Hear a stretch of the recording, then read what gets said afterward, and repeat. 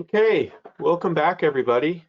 We'll get started here now at 2:30. And again, thank you for your participation in our earlier session. Hopefully, again, you're able to get some good updated information as far as where we are so far this year from a revenue perspective and some of the strategies that we're implementing here through the rest of the year and really what we're already planning for in 2021.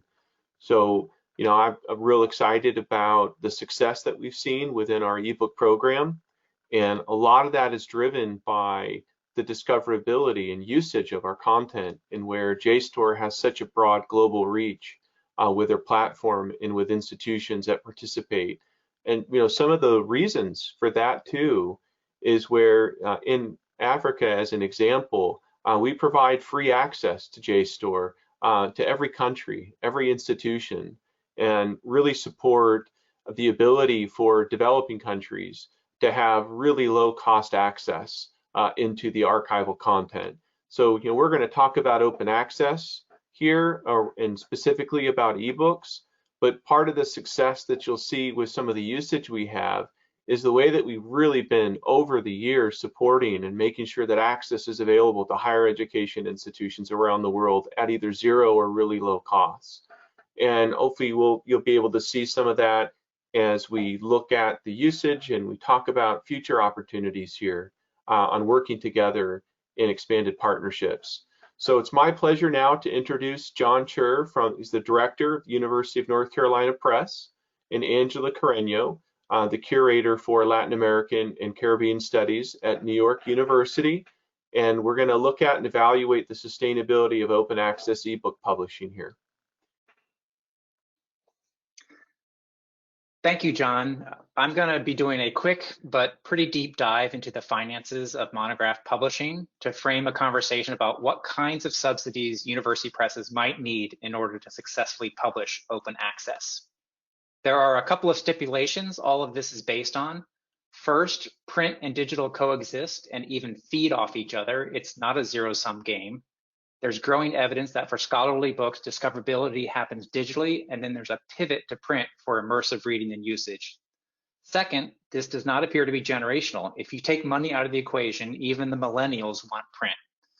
Third, the revenue in publishing remains with print. Ebooks are only 12% of the overall business. And fourth, a burgeoning new business model is beginning to appear where the more accessible our digital editions are, the more likely we are to create a print customer. In other words, when digital editions are open, we might be finding new readers and new customers we never would have found in paywalled models. If you had a chance to do some of the background reading, you'll know that with our Sustainable History Monograph pilot, we've built a standardized back-end digital-first workflow to optimize books for digital discoverability. Our services unit, Longleaf Services, takes manuscripts from 23 other presses when they're ready for copy edit and runs them through our workflow. The reason we want standardization is that the networked digital environments where we're distributing the final files also want standardization. It turns out it's much faster too. We're shaving 2 to 4 months off of the regular university press schedules. But perhaps most importantly, we're beginning to understand the degree to which you can do this less expensively.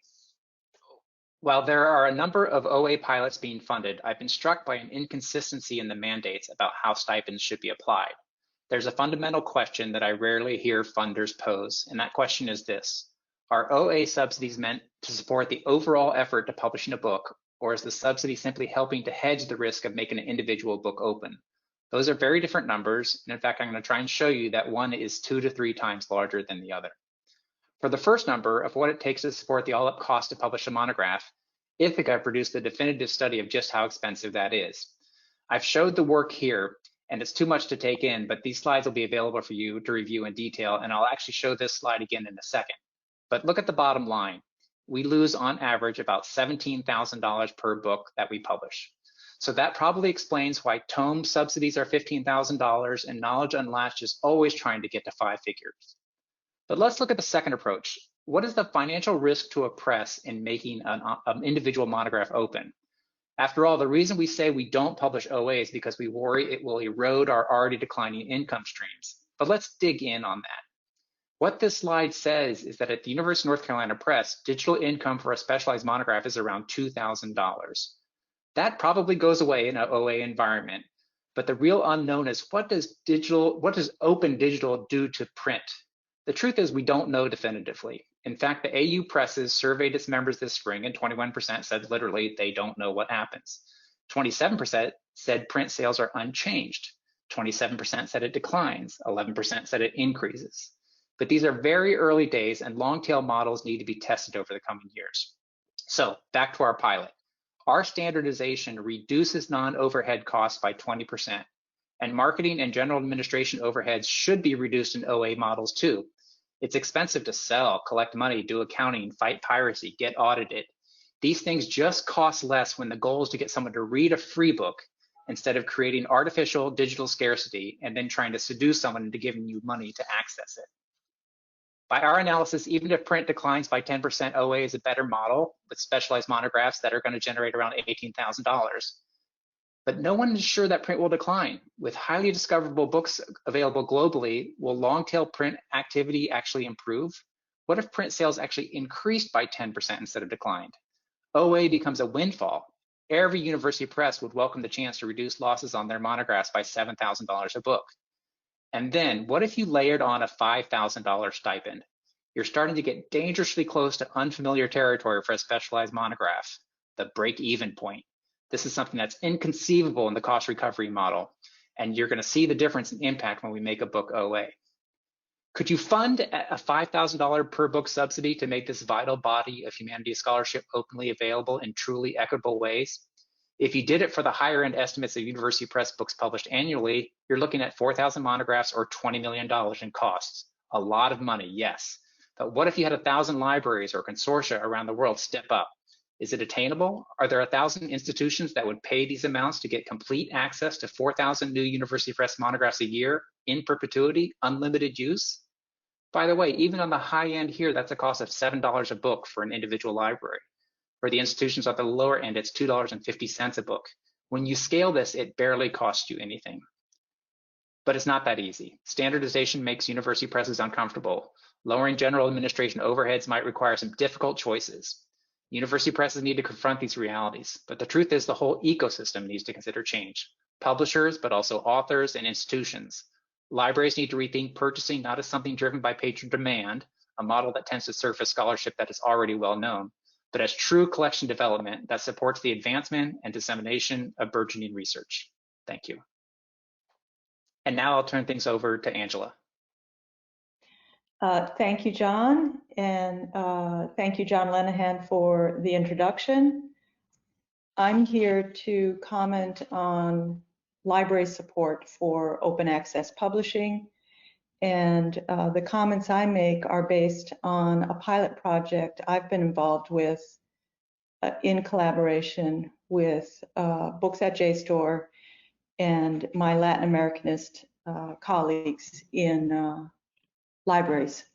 So the first thing I would mention when embarking on a collaborative project that supports open access books from Latin America is the need to have a crucial group of librarians that are on the same page in terms of values associated with monographic material.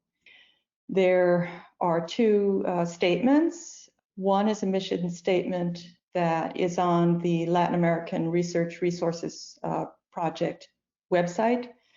And you will note that the LARP mission has as a central goal the desire to increase free and open access to information in support of learning and scholarship in Latin American studies. So that's a central mission of LARP, and it was definitely the right organization for me to get involved with in terms of proposing library support for the publication of open access books. The other is more recent. That's the Salam resolution that came out June 11, 2020. And it was addressing collection development in the time of COVID-19. The larger portion of it makes a case for continued print collecting regardless of the difficulties related to access to print content. But it also included that Salam, on behalf of its members, advocates for continued and increased support for open access initiatives in Latin American and Caribbean countries through the Latin American Materials Project, the Latin Americanist Research Resources Project, and Salam's Award for Institutional Collaborative Initiatives and other existing collaborative open access projects. So LARP is pulling together larger research libraries that invest in significant ways in open access to primary sources and secondary sources. And Salam is a broader, larger group of libraries that are involved with Latin American collection development. So I also knew that there were strong mission statements that supported library efforts to fund a transition to open. So our first project took on a publisher that is widely considered a core publisher covering monographs in the social sciences and the humanities, Claxo. And what we're just entering year 2. We completed year 1, and the effort was to create a sustainable open access business model for the acquisitions of the complete copy year output for frontlist Claxo press book titles that had to meet the business and academic needs of the participating stakeholders and partner libraries. And we had to base the business model on the pooling of library funds. So what would it take to support the workflow and process associated with the publishing, access, discovery, and preservation of 200 titles from Claxo? And before this meeting, I distributed background document related to the year 1 pilot and the document that advocates for a year 2 contribution to continue the work. In addition to that, I distributed the presentation that was used for a Zoom meeting that involved an invitation that went out to all Salam members. And hopefully that gives the details related to this book pilot that takes you through the step-by-step efforts that one undertakes to pull together the pooling of the funds and getting a pilot off the ground. So what's the takeaway from year 1? I list a few things. I know that if we are going to mainstream an annual payment gathered together from partner libraries, a pooling of funds, there needs to be a continued dialogue and advocacy. I have found that adding new partner libraries is slow going. In year 1, we worked with an estimate that would serve the business model needs of the stakeholders at $350 per title. And after going through that year 1 pilot year, that was bumped up to $750. So we're getting more real and do realize that we have to pool a larger amount of funding to support the ongoing work. The usage data is impressive, and everybody was thrilled about that. I included those slides in what was distributed to you. There's a pretty broad consensus among LARP representatives that libraries should stop spending library funds on the print versions of the Claxo books and reallocate that spending in support of this collaborative project. I would say the grassroots area specialists feel as though they need help in terms of advocating for this open access work in a way that resonates with the mid-level collection managers. They keep hoping that funds will be freed up for continued work, and that just requires ongoing dialogue and advocacy. And we also realize that we need to continue work with the stakeholders to assess the cost of publishing and library services to keep this going. So that's my report, and I hope it gives a sense of a library effort to support open access publishing and what it takes to pull the funding together at a more grassroots level. Thank you. And now I'm going to turn things over to John Lenahan. Thank you, Angela. So now we had a chance to hear from John to get the publisher perspective about opportunities and cost, and hear from Angela in regard to the library perspective and the demand and willingness to be able to support those open access costs. Now I'm going to talk about it from JSTOR's perspective, about how we've worked in some of these initiatives and our support for open access and what we've seen on some of the usage. So when we look at open access publishing, what's critical and important here is that you have a trusted partner. And one of the things that Angela mentioned earlier as well was around having those adjustments and some costs that went from $350 to $750. So that transparency of knowing when you're committed and working with a partnership around open access publishing, that the publisher understands what those costs are, that the libraries understand what the costs are, and those costs don't change. And that's one of the things that JSTOR provides as a not-for-profit organization, is a transparency of what those costs are, bringing that content onto the platform. And also, it's important to have for simple workflows. So, for publishers who are especially already working with JSTOR with licensed ebook content, we use that same workflow that has already been established with publishers, with the exception if we just need to get the CC BY license information when it's an open access title. And lastly, important part of a trusted partner is around full service solutions. And this is that you're working with somebody in a partnership that can collaborate with the libraries, with the publishers, pull together the right license agreements, manage the fulfillment requirements, help ensure that whatever the library workflows are and the needs as far as cataloging, mark records, preservation, that JSTOR can provide that. But in addition to the metadata and indexing requirements from a publisher to ensure there's global access and accessibility of that content through Google and other discovery service providers.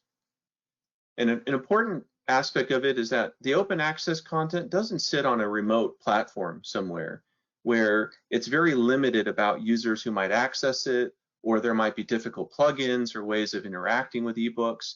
To have it on an integrated platform, what JSTOR provides, and to where the ebook content that's available on JSTOR is discoverable and used in the same way as the journal articles, making it very seamless and easy to use for users. And when we looked at our data around how ebook content is being used against journals, we find that the ebook chapters are used about 88% as much as the journal articles. And having that integration and ease of use, we found leads to an immediate spike of usage when a ebook is made open on JSTOR. And I have two examples that we look at here where both will show an ebook that was available for sale on the JSTOR platform, and you can see very little usage in both examples. In example one, what you see is an immediate spike of usage and an ongoing usage year over year. So it wasn't just now it's open and there was some discovery to it.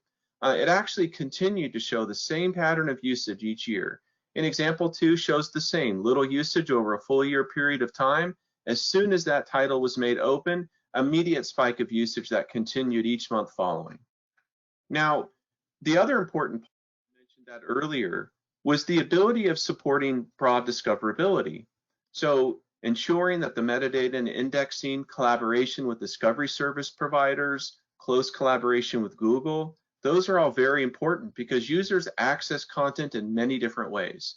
And we always track the referrer information. So we know when someone finds an ebook chapter on JSTOR, we track where did that discovery happen before they got to that ebook. And we can see here on the open access ebooks, about 24% of the overall usage started from Google, and about 42% started on JSTOR directly. That's very similar to what we saw with licensed content, but we see a lot more discovery and usage that's happening on Google than we do when it's from ebook content that a library license. So really important from an open access usage standpoint that we're supporting and making the content available where the users are going to discover it. And one of the key things here, which hopefully be exciting for publishers in looking at JSTOR as the platform, is that there has been an ongoing demand for open access ebook content on JSTOR. We've seen growth at 50% each year, and we are aiming to get to over 10 million item requests by the end of 2020. And that's really maintaining that across about 6,500 open access ebooks that are on JSTOR today.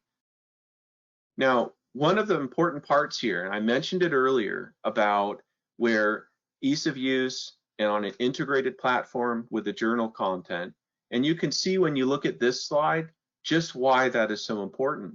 And we look at some of the highest used disciplines across the open access ebooks around history, political science, sociology, language and literature, education, and you'll see that those highest used disciplines on the open access ebooks were also the highest disciplines for archival journal usage. So really shows an extreme strong correlation between how users are engaging with scholarly content on JSTOR across subjects, that they're looking for scholarly ebook content in the same way that they're looking at scholarly journal content.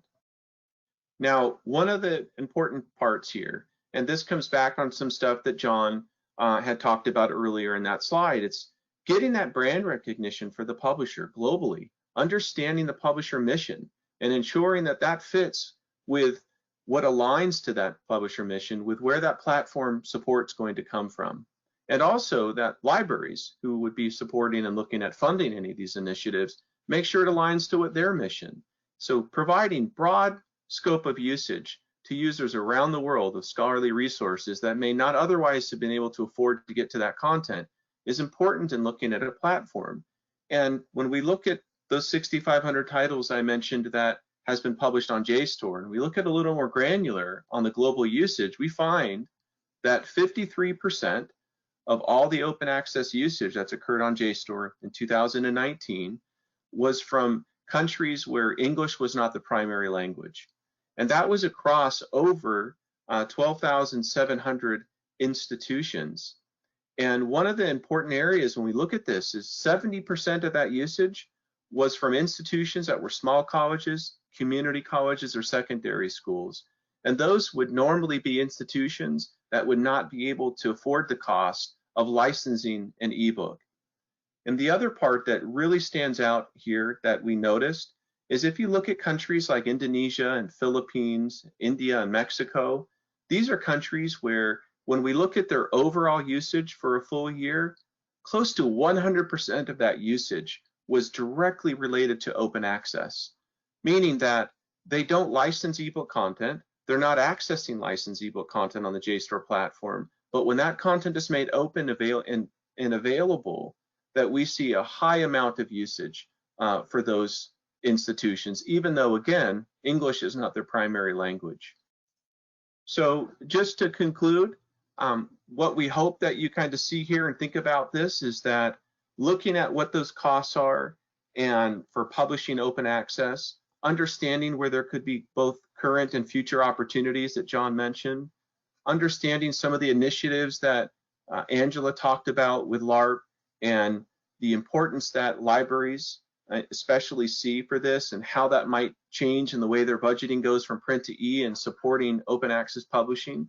And then looking at a trusted partner with someone like JSTOR, where you know that what the library needs are understood and provided, and also transparency and support of costs that can be directly provided to a publisher, and they can ensure that when they can make that commitment to publish an open access book on a platform, that they can ensure that it's sustainable. Thank you very much, and we look forward to getting to some of the questions and answering for you after this presentation.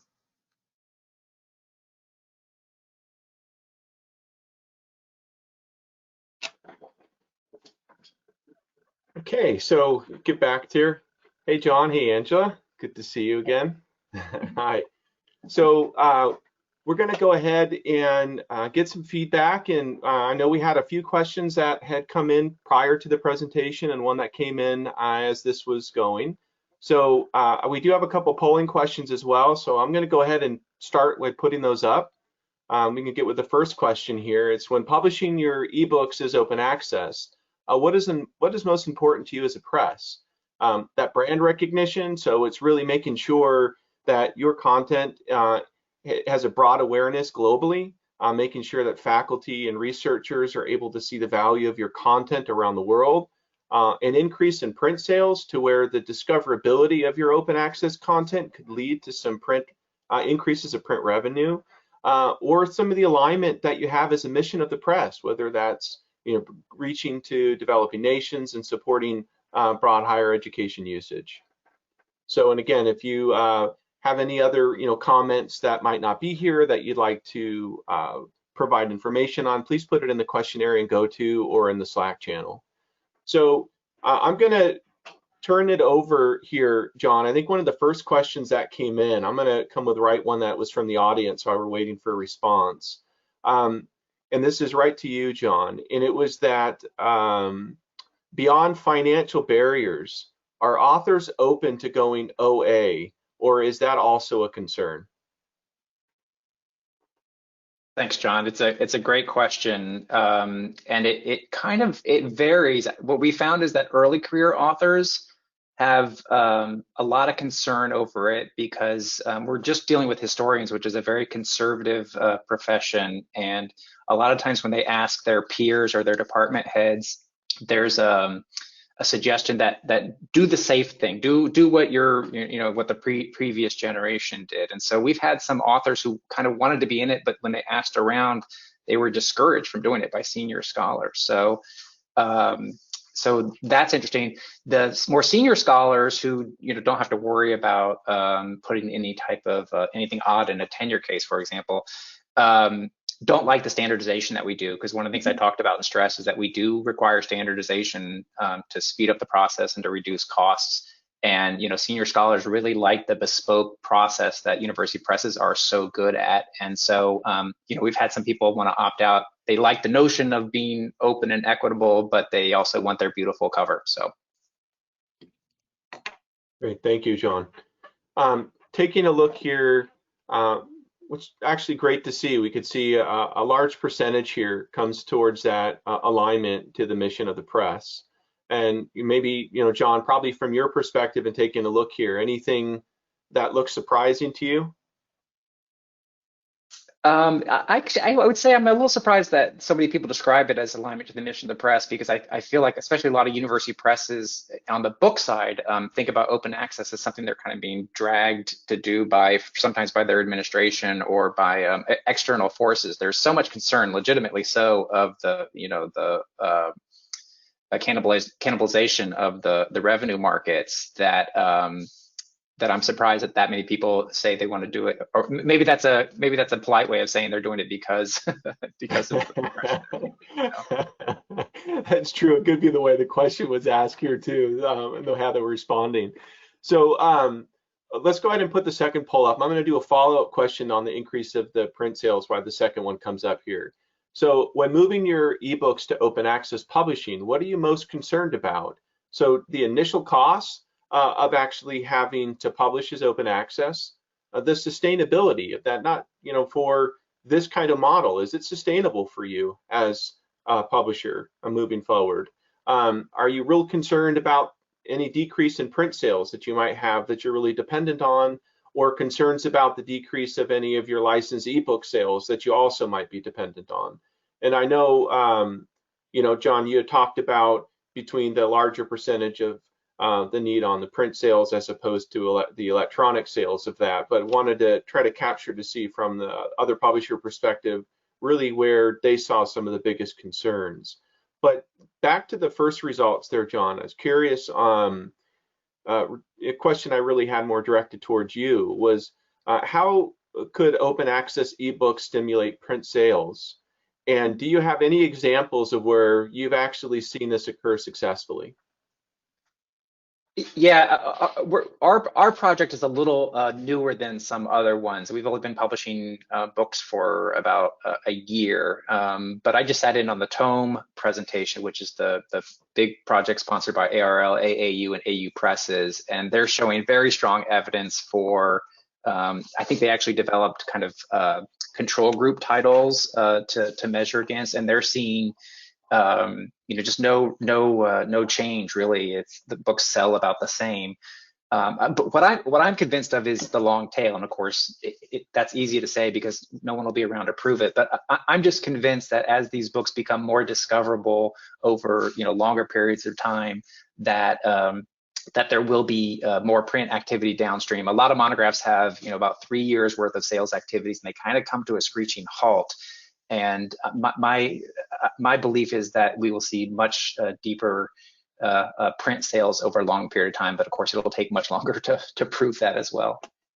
Great, thank you. I appreciate that. Now, when we take a look here, I'm going to ask you to probably expand on this a little bit, John, because probably not surprising in here, especially when we think about the sustainability of this. It's probably a big concern, and you talk a lot about that in your presentation, and you look at sort of getting to that break-even part, which obviously is going to help with that sustainability. So do you mind maybe elaborating a little bit more around where you feel this can be a sustainable model and what you were reviewing?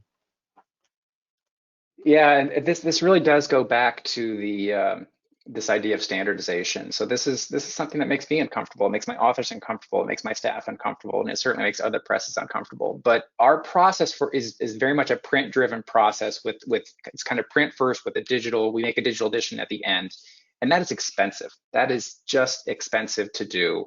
And if we are imagining an environment where these books are going to be used primarily in digital formats, discovered in digital formats, then we actually need to create a true digital first format. And digital first is just naturally more standardized. That when we put things into your platform, you do all these things to standardize things so that they're usable within your platform. And so I think the thing that's different about our project than any other is that it requires presses to do this standardization, which in turn dramatically reduces costs. So when you reduce the amount that it costs us to do it, and if you can layer on a subsidy, I think you can get to sustainability. I worry a little bit that the 5-figure subsidies don't scale particularly well. I mean, 20 million is a big enough number to try and do, but when you double or triple that, it sort of feels like it's just, in outer space. So, and I also have this sense of, hey, we're asking libraries to like step up and do this, or institutions, but at the same time, presses have to be willing to make the hard decisions as well. So to me, it's kind of a like, can we meet in the middle? Like, we're going to do some things that make us a little uncomfortable, but the payoff collectively is going to be so powerful if we could come up with a model that scales and allows thousands of new monographs to be available, open all the time. Yeah, no, that's great. Angela, kind of building on that from John, I know, we worked closely together with Claxco and trying to establish those costs and working with academic institutions to cover those open access costs. So kind of wanted to put a question to you is, do you feel libraries should allocate portions of their budgets to support publisher costs in publishing ebooks as open access? So I think jointly libraries have to figure out how to collaborate in smart ways and set aside funding that's devoted to open access, probably on a pre-publication basis. So with certain publishers, the university press ecosystem would be comparable to what the Latin Americanist considers the Claxo output. That's an output that really should be available broadly in a sharing ecosystem that libraries dream about. And if that's the case, can't we all get along and pony up and make sure that the access is there for everyone? And that's we play mind games and try our darndest to collaborate in smart ways, even though there are local institutional priorities that that crash into that. But yeah, I think libraries do have to learn how to set aside funding that's devoted to that sort of collecting, and we have to choose our partners in smart ways. I mean, everyone was really impressed with what JSTOR did to the discovery of the Claxo book, and what that discovery meant for usage globally. In addition to that, everyone felt reassured that the preservation questions that make us nervous seem answered when it's in the JSTOR environment. And in both instances, libraries need third parties to help us. We can't go solo with the stewardship of the book without knowing who our partners need to be to provide the right services. So partners matter, and collaborating in smart ways matter, and finding ways to pool the funds to devote to open access for high priority publishers is going to be really important. Yeah, no, I mean, from my perspective, John, I'd love to hear a little bit what your thoughts are there, because it kind of comes back to some of the modeling that you talked about, where funds would come over from the libraries to allocate that and cover to get to that 4,000 open access ebooks each year. But just from my perspective, I think that Angela, when we were first working together a few years ago on trying to tackle this, it was really just looking at the most cost-effective way of helping support that challenge of making that content available.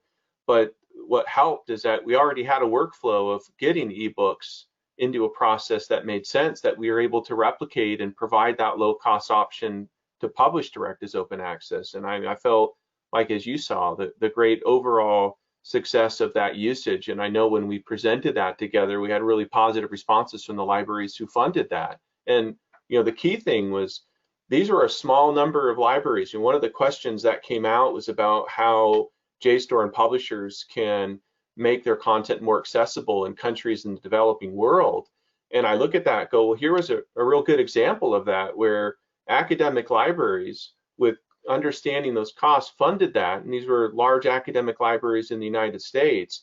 And then every user around the world had access to that content. And this is Spanish language books that we saw over 180 countries actually access it within months after it was made available on JSTOR. And so there are many ways that we can work together of supporting these developing countries to getting access to this content by finding ways where what those costs were going to be. And what was interesting part too, the libraries that funded that, it was just reallocating what they spent in print and moved that over to supporting open access. It wasn't really additional monies that they had to come up with. So they had an added benefit by reallocating their costs, but then they also saw, aligned into that mission, access to every user around the world. And John, I'm curious, like from what Angela said, like what your view is and how you're thinking about that model that you've been putting together there.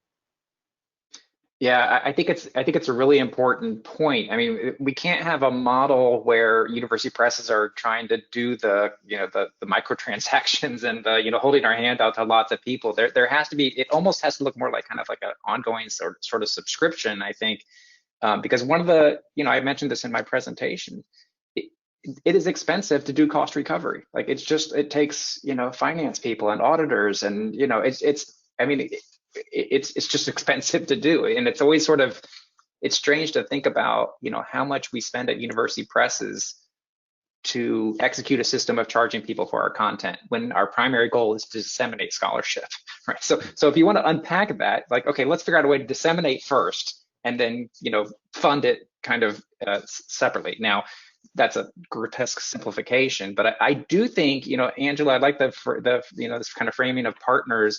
Like it does seem like in JSTOR could be well positioned to do this. That's some sort of an intermediary that helps with both the collecting of content and making sure that it's presented effectively and networked in interesting ways, but also that helps to kind of streamline the accounting almost, because if I do about 120 books at UNC Press a year. Let's say 60 of them are good candidates for open access.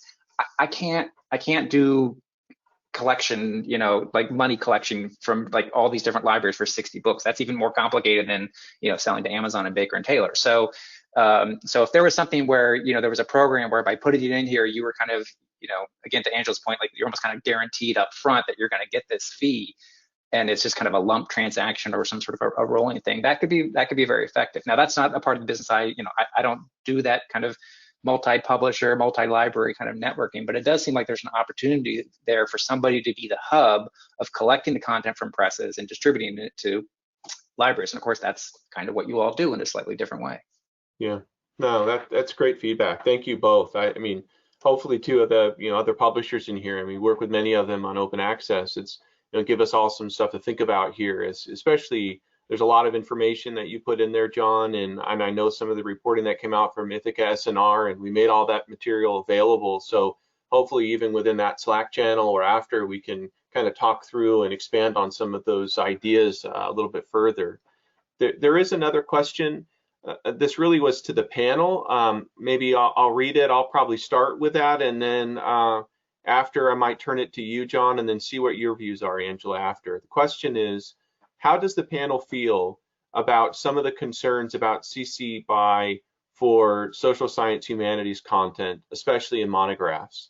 I'll just say from the JSTOR perspective, we've been spending a lot of time really trying to, we have a lot of open content, and then we have freely available content. What we're saying is open access content, depending on the model and definitions of it. And there's so many different definitions, and we're trying to simplify what this looks like.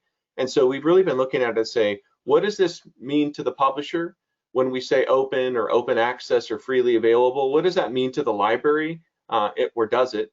And what about to the user? So from JSTOR's perspective, the CC BY really comes to the benefit for the user. And that if they don't have that on the content, then they're obligated to the terms and conditions that are on JSTOR's platform. And they really can't do anything more with that content that they might be able to if there was an associated CC BY license to it that gives that user permissions to do something more with that content, text and data mining, or whatever else it is that they might want to try to do with it. So that's the perspective on it from JSTOR. But John, what about from you as the publisher? Well, because of the way we've structured this on the assumption that there's still a vital print revenue component, all of our publishers, require a non-commercial addition to it. What we don't want is, a giant for-profit corporation scooping all these things up and putting PDFs onto Amazon of these content. The other thing is the historians, which I'm working with, which is the most extreme of the SSH folks, they're really they want to manage how their content is reused. Historians are very reluctant to just kind of give a blanket approval. Having said that, presses are very good. We're very responsive. We usually have a full-time person who is sitting there waiting for permission requests to come in. And so, to have a license that feels more restrictive doesn't mean that we're not going to partner with somebody who wants to do something interesting. Like, we tend to default to yes, but thanks for asking. This kind of reminds me of the whole Internet Archive blow up over the summer. It's like we're incredibly responsive and generous, but you got to ask, and that's partly because the presses are protecting their authors. It isn't really kind of a power grab by presses. It's like we feel like we have a responsibility to make sure that our authors are being protected, and the humanists and the historians really want to have a say in how the content is reused. Yeah, that makes a lot of sense. Angela, how about your perspective from the library?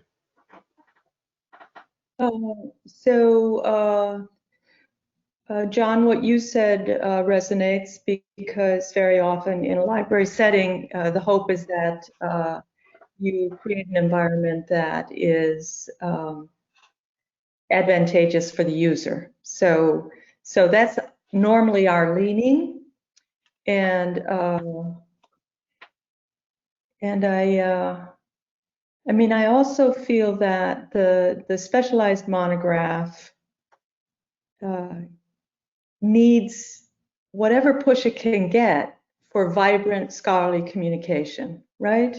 whatever push it can get. And you know, the foreign area specialists especially embrace values-based collecting and understand the significance of the specialized monograph. But there are lots of colleagues that are more, they embrace a value that emphasizes use. And to my mind, that's unfortunate. I think I would be happier if we found smarter ways to collaborate and embrace the importance of the specialized monograph for the humanities, the health of the humanities, and the need for that kind of research for new knowledge that's testing terrain that hasn't been discovered yet, right? Yeah. So anything that creates the best possible space for scholarly communication using that long form scholarship, I'm all for. And that's what I try to advocate for. Understanding author rights and sustainability questions. Great, thank you, Angela, and thank you, John. We're now just over time here, and wanted to thank you both for participating, and again for all the publishers that stuck with us here for the 2 days and remained here through this presentation. Really appreciate all your engagement. So thank you very much, everybody, and enjoy the rest of the week and the upcoming weekend. Goodbye.